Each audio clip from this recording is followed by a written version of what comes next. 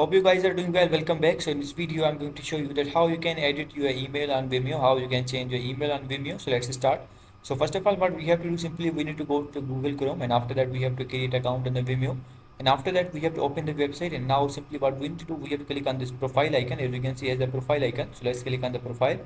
And now simply we have to go to the settings icon. So let's click on the settings icon. So let's click. And now as you can see, has this is the current email which is associated with my account. Now if you want to change this, you can also do that. Simply you have to click on the edit, and after clicking on the edit, now you have to provide the new email address and again confirm email address. And now you have to provide your Vimeo password here, and after providing that, simply you have to hit the submit or the confirm, and email will be changed.